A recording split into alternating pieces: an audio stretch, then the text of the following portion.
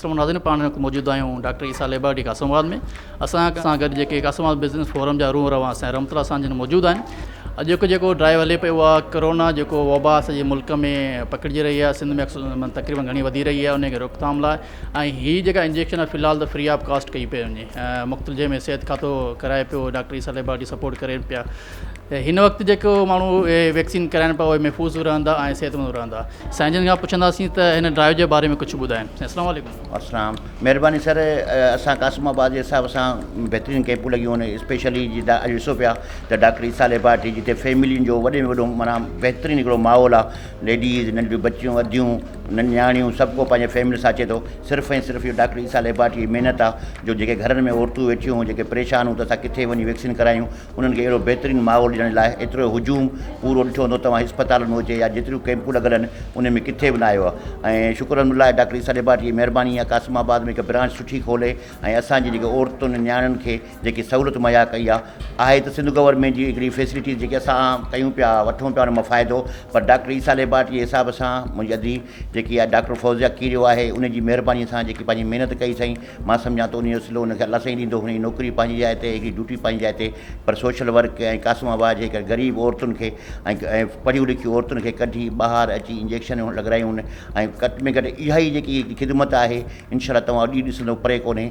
जॾहिं असांजी कासमाबाद हैदराबाद मां कोरोना जो नालो ई ख़तमु थींदो। डेल्टा वर्स ॾाढो माना सिंध में पकिड़िजे पियो ऐं ॾिठो वञे अहिड़ी फैसिलिटी माना फ्री ऑफ कास्ट तव्हांखे इंजेक्शन मिलनि पियो, हर शइ घर ऐं एॾी रश बि न आहे, एॾो इंतज़ार बि न आहे, त बि असांजे माण्हुनि में अवेयरनेस न आहे, अञा एॾो लवाइनि पिया या लहराइनि पिया, न पिया अचनि। छाजे करे भला इहो? बिल्कुलु सर, इहो पहिरीं छा हो जो तव्हां ॾिठो हूंदो त कुझु ॾींहं अॻु में असां माण्हुनि खे मिंथूं पे कयूंसीं त पोइ तव्हां महिरबानी करे वैक्सीन हणायो। कासमाबाद बिज़नेस फोरम हुजे या डॉक्टर ईसा लेबॉरेटरी या ॿियूं जेतिरियूं हैदराबाद जूं सोशल वर्क टीमूं आहिनि, ख़ासि करे ताजिर कम्यूनिटी। पर हिन वक़्तु उहो ई मौज़ू आहे त हिन वक़्तु असां हाणे जेके पहिरीं महिनत करणी हुई असां कईसीं, पर हींअर तव्हां जेकी आस्ते आस्ते रस्ते थी माण्हुनि मां डपु थिए थो त कोरोना जी जेकी इंजेक्शन आहे उन में के नुक़सान आहिनि, पर हाणे माण्हू सम्झे त को नुक़सानु कोन्हे, उन मां फ़ाइदो ई फ़ाइदो आहे। ऐं फ़ाइदो इहो ई आहे जो हींअर पहिरें ॾींहंनि में तव्हां ॾिठो हूंदो त तक़रीबन 6 महीने या 4 महीननि में टोटल 1.5 लख माना इंजेक्शन पूरे हैदराबाद में लॻियूं। हिन वक़्तु लाला जाफ़र ॿुधाए पियो अॼु खां हफ़्तो अॻु में त तक़रीबन 4.5 लॻी माना 4.5 लख माण्हुनि हैदराबाद जे माण्हुनि इंजेक्शन हणायूं आहिनि। ऐं हींअर हर रोज़ु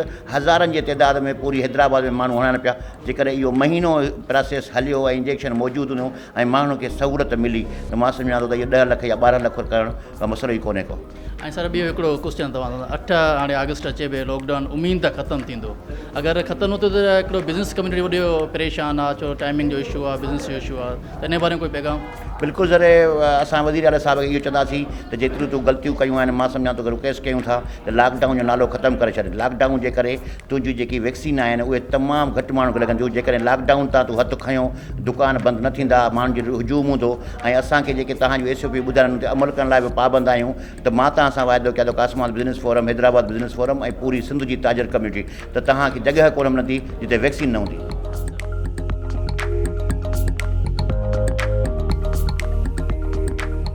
अच्छा, मैडम खां असां पुछंदासीं त हिन वैक्सीन जेका फीमेल अवेयरनेस घटि आहे, फुक़दान आहे, जेके हिकिड़ा ख़ौफ़ आहिनि, अजाया ख़्याल आहिनि, उन बारे में? असल में असांजी फीमेल्स खे जेको आहे न थोरी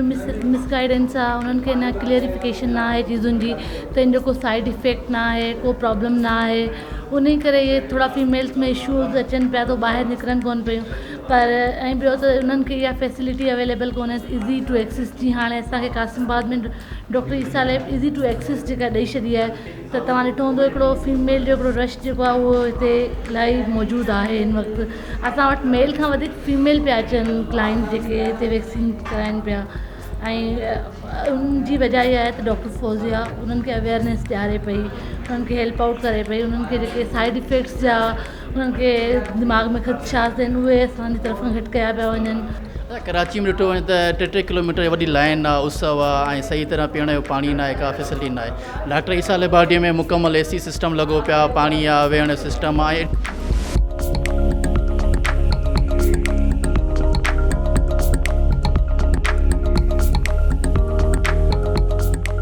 साईं जी असां मौजूदु आहिनि डॉक्टर गणेश कुमार साहब। साईं जन खां पुछंदासीं त हिन वैक्सीन जो कहिड़ो फ़ाइदो आहे ऐं हिन सां कीअं इंसानु बची सघे थो। अस्सलाम वालेकुम। वालेकुम अस्सलाम। मुंहिंजो नालो डॉक्टर गणेश कुमार आहे,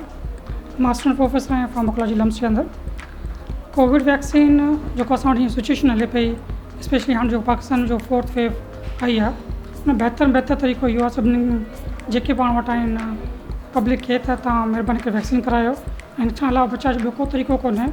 ऐं जेकी वेव तव्हां ॾिठी इंडिया में बि ॾिठी पाण काफ़ी एशियन कंट्रीज़ में ॾिठी नेपाल में बि ॾिठी आहे काफ़ी ख़तरनाक वेव हली इन जी मां सभिनी पब्लिक खे रिक्वेस्ट कंदुसि महिरबानी करे वैक्सीन करायो ऐं पंहिंजो बचाव कयो अच्छा हीअ जेको ॿुधूं पिया त मुख़्तलिफ़ जेके वैक्सीन जा 4 खां 5 क़िस्म डोज़ लॻनि पिया त उन्हनि ते ॾाढो हिकिड़ो सोशल मीडिया ते नेगेटिव मार्क्स अचनि पिया त तव्हां हुअ न लॻारायो हुअ न लॻारायो त इन्हनि में को डिफरेंस आहे छा को डिफरेंस कोन्हे यस हिकिड़ो डिफरेंस थींदो आहे त जेको वैक्सीन जी प्रिपरेशन आहे उन में बिल्कुलु को डिफरेंसिस आहिनि चाहे उहो अमेरिका जी वैक्सीन हुजे या UK जी हुजे या चाइना वैक्सीन हुजे लेकिन सभिनी जो पैटर्न हिकिड़ो ई आहे जो सभिनी जो मोटिव हिकिड़ो ई आहे त you have to save you have to get the safety from the your corona and मुंहिंजे ख़्याल में काफ़ी बहितरीन तरीक़े सां ज़ाहिरी ॻाल्हि आहे पाण जॾहिं पोलियो वैक्सीन लॻाईंदा आहियूं त पोलियो में बि कंहिं ॿार जे अंदरि कोई साइड इफेक्ट ईंदा आहिनि उनजो मतिलबु इहो न आहे त असांखे पोलियो बंदि करे छॾिणी आहे इन में ज़ाहिरी ॻाल्हि आहे किथे न किथे हज़ारनि में हिकिड़ो केस अहिड़ो थियो जंहिंमें कुझु साइड इफेक्ट अचनि था लेकिन हज़ारनि में हिकिड़े केस जे करे असां 1000 माण्हुनि जी जो प्योरिटी जो सेफ्टी आहे उनखे असां कॉम्प्रोमाइज़ न कंदासीं छा पिया ॾिसो जेको माना जेको डोज़ लॻनि पिया ऐं जेके सेकिड़ो माण्हू आहिनि जेको माण्हू चाहिनि पिया त तक़रीबन केतिरा माण्हू वैक्सीनेट थी विया हिन महिल ताईं मुंहिंजे ख़्याल में सिंध जे अंदरि हिननि जो जेको रेशो आहे उहो 25% आहे 25% सिंगल डोज़ लॻी चुको आहे उन्हनि खे ऐं पूरी कोशिशि हले पई हींअर काफ़ी माण्हुनि में त्रोताव अची चुको आहे माण्हुनि में थोरो सम्झ अची चुकी आहे ईअं तव्हां ॾिसंदा हूंदा त काफ़ी वैक्सीन सेंटर ते काफ़ी रश आहे ऐं बहितरीन तरीक़े सां उन्हनि खे ओवरकम कनि पिया ओके सर थैंक यू ऐं असां साइंसिस खां पुछंदासीं साईं वाई गुड नेम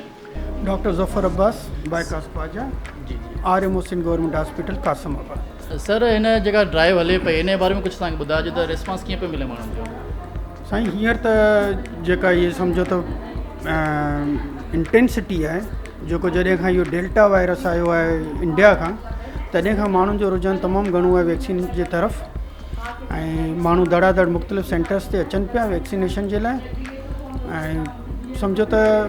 अॻु में जेको इहो रुझान न हो हाणे काफ़ी हद ताईं जेको सो वधी वियो आहे माण्हू धड़ाधड़ अचनि पिया वैक्सीनेशन जे लाइ हिकिड़ो ॾिठो त घणा माण्हू असल में असां वटि जेको यूज़ आहे अवेयरनेस आहे उहा सही तरह अञा न पई मिले जेके कंप्लीट इंफॉर्मेशन जा इदारा आहिनि उहे बि असांखे मन से इंफॉर्मेशन कोन पिया ॾियनि अच्छा हिते हिकिड़ो फुक़दान आहे त इंफॉर्मेशन घणा माण्हू चवनि पिया जेका हामला औरत आहे त उहा इंजेक्शन न कराए त इन में वाक़ई केतिरी रियलिटी आहे साईं ॾिसो न जेके बि दवाऊं हुननि जा पंहिंजा इल इफेक्ट्स पंहिंजी जॻह ते आहिनि कुझु हिन वैक्सीन में बि कंट्रा इंडिकेशन्स आहिनि जंहिंमें जीअं हामला औरत आहे या को जंहिंखे का क्रॉनिक डिज़ीज़ आहे उन लाइ वरी स्पेसिफिक जेका उहा आहे फाइज़र कंपनी जी उहा रिकमेंड कई वई आहे बाक़ी ॿियूं उन खां अलावा नथा लॻाइनि या बिलो 18 ईयर्स ऑफ एज आहे त उनखे बि नथी लॻे इहा शइ बाक़ी जेके माण्हुनि में जीअं तव्हां ॿुधायो पिया अवेयरनेस हो हिकिड़ो त मीडिया कैंपेन त हले पई सुठे नमूने अवेयरनेस माण्हुनि खे ॾियनि पिया पर उन में गॾोगॾु जेको ॿियो एक्सपेक्ट आहे न जेके शुरू में कुझु एस्ट्राज़ेनिका आई हुई उन जा साइड इफेक्ट्स थिया त माण्हुनि खे वरी उन ई में थोरा एप्रीहेंशन्स आहिनि त भई मुबादा किथे ॿियूं वैक्सीन जेको सो किथे साइड इफेक्ट न पैदा कनि इन जे करे थोरो माण्हू डिसइंक्लाइंड आहिनि कुझु रेशो पर हाणे जीअं पोइ तीअं जीअं डेल्टा वायरस जॾहिं खां आयो आहे बल्क में माण्हू जेके से इन्फेक्टेड थियनि पिया ख़ासि करे कराची में त तमामु इहो रेशो वधी वियो आहे त पोइ माण्हुनि जो हाणे रुझान काफ़ी आहे हिन पासे त पाण खे प्रिवेंट करण जे लाइ अच्छा सर जेके फेक इंफॉर्मेशन हले पियो हिकिड़ो माण्हू इंजेक्शन कराए पोइ चकमक हणे पियो वरी हिकिड़ो बल्ब ॿारे पियो त इन क़िस्म जेका फेक इंफॉर्मेशन फैलाईंदड़ अंसर आहिनि त उन ख़िलाफ़ु कार्रवाई छो हूंदी असांजी हुकूमती इदारा या जेके ॿिया इदारा आहिनि उन ख़िलाफ़ु कार्रवाई छो था खणनि इहो त गवर्नमेंट जो कमु आहे बाक़ाइदे हुन ते एक्शन वठणु घुरिजे आहे त हालांकि हीअ सिर्फ़ु उहो सोशल मीडिया ते पंहिंजो पाण खे पॉपुलर करण लाइ या उनखे जेको एडवर्स मोबिलाइज़ेशन जे हवाले सां उहो कनि था त माण्हू न इन तरफ़ राग़िब थियनि त उहो गवर्नमेंट जे लाइ का ॾुखी ॻाल्हि कोन्हे जॾहिं उहो साम्हूं पिक बि अचे पियो हुन माण्हू जी त उनखे एक्शन वठणु को मसइलो ई कोन्हे पर इहो त गवर्नमेंट खे सोचणु घुरिजे हिकिड़ो सिंपल उन डिस्ट्रिक्ट जो DPO कंहिंखे असाइन करे SHO खे त उहो बि उनखे करे सघे थो एक्शन वठी सघे थो इहा उन्हनि जी नेग्लिजेंस आहे नथा कनि सर अव्हां जो को पैगाम हिन ड्राइव जे हवाले सां पैगाम इहो आहे त माण्हुनि खे वधि खां वधि जेको इन सिलसिले में सोचणु खपे त भई हीउ हिकिड़ो मूज़ी मर्ज़ आहे ऐं ड्रेडेड डिज़ीज़ आहे जीअं पास्ट में जीअं आयूं आहिनि कुझु डिज़ीज़ जीअं स्वाइन फ्लू आहे बर्ड फ्लू आहे एबोला आहे कांगो आहे प्लेग आहे इन टाइप जी शयूं पर उहे हुयूं एपिडेमिक हिकिड़ी स्पेसिफिक कंट्री में स्पेसिफिक एरिया में आयूं हीअ पेंडेमिक वर्ल्ड वाइड आई आहे ठीकु आहे न त इन खां बचणु ॾाढो ॾुखियो आहे तंहिंजे करे माण्हू इम्यून थी वञे हाल तो हू अञा इहे वैक्सीन जेके फार्माकोलॉजिकल मैन्युफैक्चरर कंपनियूं आहिनि इहा गारंटी कोन थी ॾींदो को भाई अॻिते हली फुली इम्यून थींदो, पर जेका इंटेंसिटी ऑफ साइड इफेक्ट्स आहिनि न, जेकॾहिं हिकिड़े माण्हू खे कोरोना थी वञे, जेकॾहिं हू वैक्सीनेटेड आहे त उनखे इंटेंसिटी ऑफ या ग्रेविटी ऑफ जेको आहे साइड इफेक्ट्स उहो लेस थींदा as compare to that of which is non vaccinated.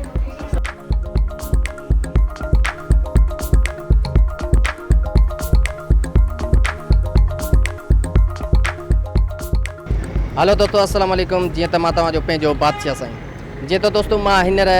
मौजूदु आहियां डॉक्टर ईसा लैब ते ऐं मूंसां गॾु आहे डॉक्टर फौज़िया कीरियो। असां हिन खां पुछा कंदासीं त कुझु इंजेक्शन जे बारे में जेके करोना जे बाबति लॻी रहियूं आहिनि उन्हनि खां कुझु चंद मालूमात वठंदासीं। जी असां